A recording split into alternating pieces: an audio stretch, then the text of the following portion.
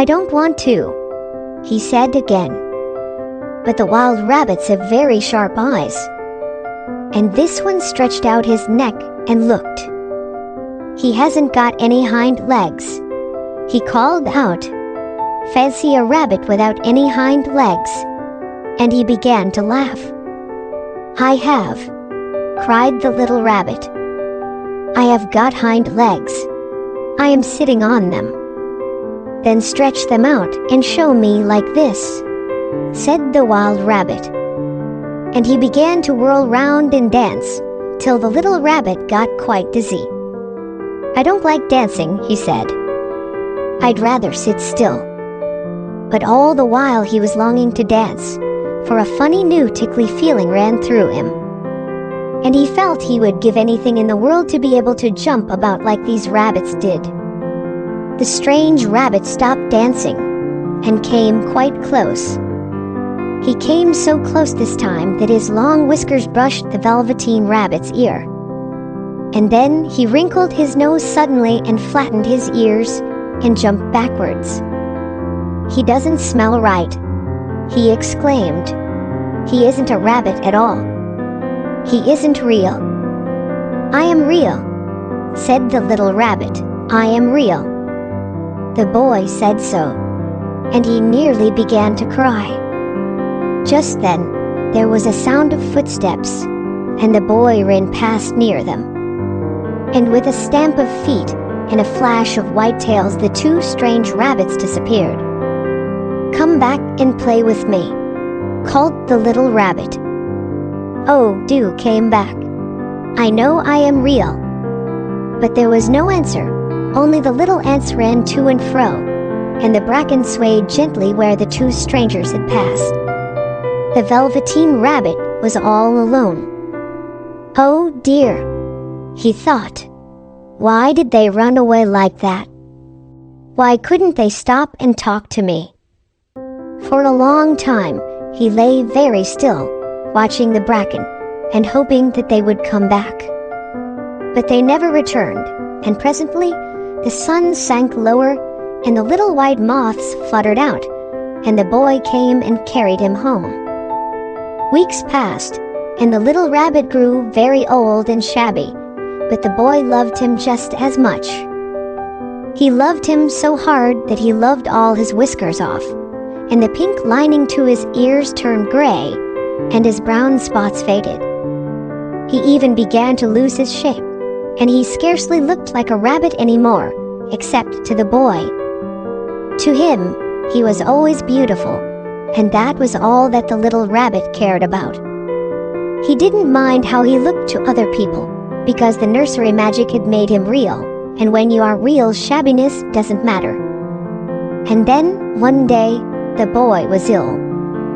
His face grew very flushed, and he talked in his sleep, and his little body was so hot that it burned the rabbit when he held him close. Strange people came and went in the nursery, and a light burned all night, and through it all the little Velveteen Rabbit lay there, hidden from sight under the bedclothes, and he never stirred, for the Velveteen Rabbit loves the boy and waits patiently for him. Anxious times, was afraid that if they found him, someone might take him away, and he knew that the boy needed him. It was a long, weary time, for the boy was too ill to play, and the little rabbit found it rather dull with nothing to do all day long. But he snuggled down patiently and looked forward to the time when the boy should be well again, and they would go out in the garden amongst the flowers and the butterflies, and play splendid games in the raspberry thicket like they used to. All sorts of delightful things he planned, and while the boy lay half asleep, he crept up close to the pillow and whispered them in his ear. And presently, the fever turned, and the boy got better. He was able to sit up in bed and look at picture books, while the little rabbit cuddled close at his side. And one day, they let him get up and dress. It was a bright, sunny morning, and the windows stood wide open. They had carried the boy out onto the balcony, wrapped in a shawl, and the little rabbit lay tangled up among the bedclothes thinking. The boy was going to the seaside tomorrow. Everything was arranged, and now it only remained to carry out the doctor's orders. They talked about it all, while the little rabbit lay under the bedclothes, with just his head peeping out, and listened. The room was to be disinfected, and all the books and toys that the boy had played with in bed must be burnt. Hurrah, thought the little rabbit. Tomorrow we shall go to the seaside. For the boy had often talked of the seaside, and he wanted very much to see the big waves coming in, and the tiny crabs, and the sand castles. Just then, Nana caught sight of him. "How about his old bunny?" she asked. "That?" said the doctor. "Why, it's a mass of scarlet fever germs. Burn it at once." "What? Nonsense. Get him a new one.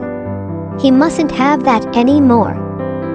And so, the little rabbit was put into a sack with the old picture books and a lot of rubbish, and carried out to the end of the garden behind the fowl house. That was a fine place to make a bonfire, only the gardener was too busy just then to attend to it.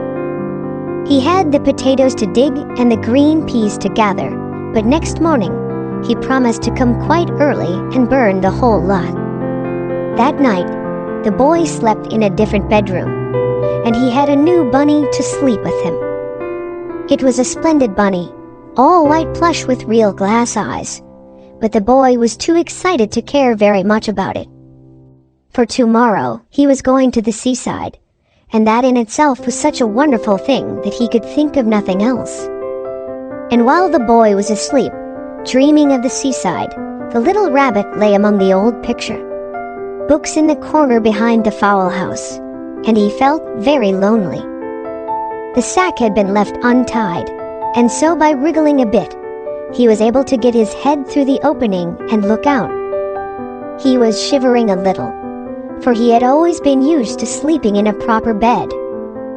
And by this time, his coat had worn so thin and threadbare from hugging that it was no longer any protection to him. Nearby, he could see the thicket of raspberry canes, growing tall and close like a tropical jungle, in whose shadow he had played with the boy on bygone mornings. He thought of those long sunlit hours in the garden, how happy they were, and a great sadness came over him. He seemed to see them all pass before him, each more beautiful than the other, the fairy huts in the flower bed, the quiet evenings in the wood when he lay in the bracken and the little ants ran over his paws, the wonderful day when he first knew that he was real. He thought of the skin horse, so wise and gentle, and all that he had told him. Of what use was it to be loved and lose one's beauty and become real if it all ended like this? And a tear, a real tear, trickled down his little shabby velvet nose and fell to the ground. And then a strange thing happened. For where the tear had fallen, a flower grew out of the ground, a mysterious flower, not at all like any that grew in the garden. It had slender green leaves the color of emeralds, and in the center of the leaves a blossom like a golden cup. It was so beautiful that the little rabbit forgot to cry, and just lay there watching it. And presently, the blossom opened, and out of it there stepped a fairy. She was quite the loveliest fairy in the whole world. Her dress was of pearl and dewdrops, and there were flowers round her neck and in her hair. And her face was like the most perfect flower of all. And she came close to the little rabbit and gathered him up in her arms, and kissed him on his velveteen nose that was all damp from crying. "Little rabbit," she said, "don't you know who I am?" The rabbit looked up at her, and it seemed to him that he had seen her face before, but he couldn't think where. "I am the nursery magic fairy," she said. "I take care of all the playthings that the children have loved. When they are old and worn out, and the children don't need them anymore, then I come and take them away with me and turn them into real." "Wasn't I real before?" asked the little rabbit. "You were real to the boy," the fairy said, "because he loved you. Now you shall be real to everyone." And she held the little rabbit close in her arms and flew with him into the wood. It was light now, for the moon had risen. All the forest was beautiful, and the fronds of the bracken shone like frosted silver. In the open glade between the tree trunks, the wild rabbits danced with their shadows on the velvet grass. But when they saw the fairy, they all stopped dancing and stood round in a ring to stare at her. "I've brought you a new playfellow," the fairy said. "You must be very kind to him and teach him all he needs to know in Rabbitland, for he is going to live with you forever and ever." And she kissed the little rabbit again and put him down on the grass. "Run and play, little rabbit," she said. But the little rabbit sat quite still for a moment and never moved. For when he saw all the wild rabbits dancing around him, he suddenly remembered about his hind legs. And he didn't want them to see that he was made all in one piece. He did not know that when the fairy kissed him that last time, she had changed him altogether. And he might have sat there a long time, too shy to move, if just then something hadn't tickled his nose. And before he thought what he was doing, he lifted his hind toe to scratch it. And he found that he actually had hind legs. Instead of dingy velveteen, he had brown fur, soft and shiny. His ears twitched by themselves, and his whiskers were so long that they brushed the grass. He gave one leap, and the joy of using those hind legs was so great that he went springing about the turf on them, jumping sideways and whirling round as the others did, and he grew so excited that, when at last he did stop to look for the fairy, she had gone. He was a real rabbit at last, at home with the other rabbits. Autumn passed in winter, and in the spring, when the days grew warm and sunny, the boy went out to play in the wood behind the house. And while he was playing, 2 rabbits crept out from the bracken and peeped at him. One of them was brown all over, but the other had strange markings under his fur, as though long ago he had been spotted, and the spots still showed through.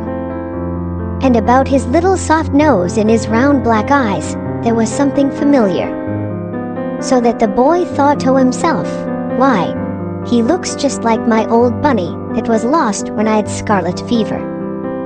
But he never knew that it really was his own bunny, come back to look at the child who had first helped him to be real.